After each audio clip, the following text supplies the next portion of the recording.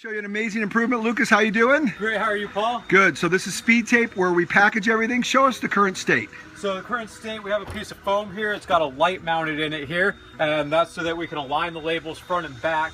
So when we do it, you take the tape out here, have your front label. You're going to put the front label face down on the light. You can see through the label so you know which way it's facing.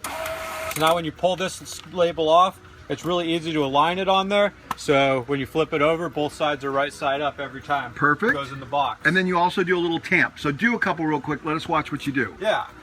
Align, label, do, tamp in the box. All right, so this is very good. Now look at the waist here. The waist is a little bit of reaching. You can see how that's all happening, but it's a very clean process, and Lucas has made this remarkably better along with the help from all the other people. Annie came up with a box idea to tilt that and put a linear. It's just awesome. There's so many good improvements here, but you can see some excess motion, all right? So today I'm on the shop floor helping Lucas work.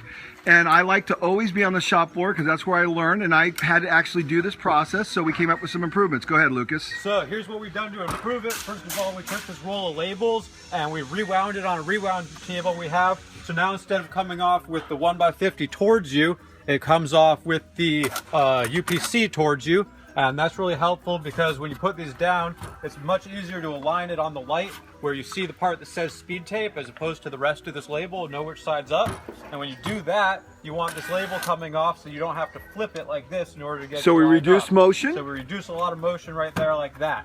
And then we discovered that the entire flipping of motion and tapping it down there wasn't really necessary because we're putting these side by side in a box where they're actually pushing on each other. And we did a test and they're pushed on perfectly. Yes, so we they eliminated some over processing, right? So now we just put the label on, it goes straight in the box like that. So that eliminated a ton of motion. Now, what about our reference? We haven't talked about, we changed this reference point right here. Let's look over there what we did. So let's go back and do that one real quick. Over here when you're putting the tape down on there, you got this proud part. You kind of got to line that up to put it on there so you can see through it right.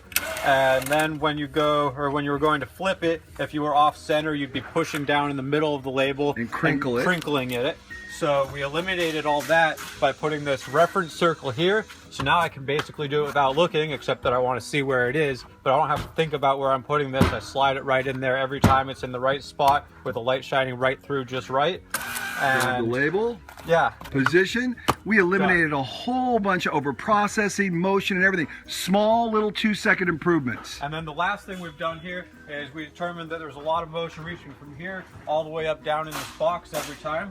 So we're taking this box, and we haven't made it out of wood yet. Just temporary. With it temporarily, but this box we're going to have angled downward like that. So now I eliminated this motion into only this motion. And then we discovered that if I reach in, I pull a whole stack out here at once, it's even less motion for every one I do. And we're saving seconds on every one of these, and we spend 2 hours a day doing this.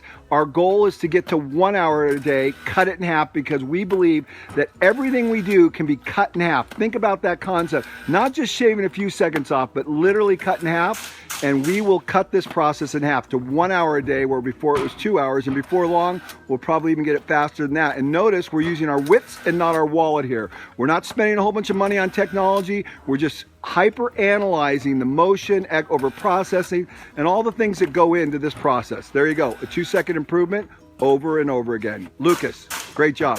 Thanks, Paul. Wow, we just did 1,240 minutes now. No way. Yeah, and before we did any of this, we did 1,202 hours. That's less than half the time. So you cut it in half. Oh yeah. And I noticed you even made another change since I left. You have the box vertical now. Yeah, this is the last improvement we came up with since you left us. And now when we pull these out, they're all coming out the way we need them. So there's no extra flipping, no thought about it. They come out in a stack. They go right here. They go right here. No over processing. No over processing. Unbelievable. And on top of that, we got everything a little bit tighter in here. So we eliminated a couple more inches of motion. So just for the record, you made a bunch of small little tiny 2-second improvements, and it all added up to almost cutting the process, actually cutting the process more than in half. More than in half. Wow.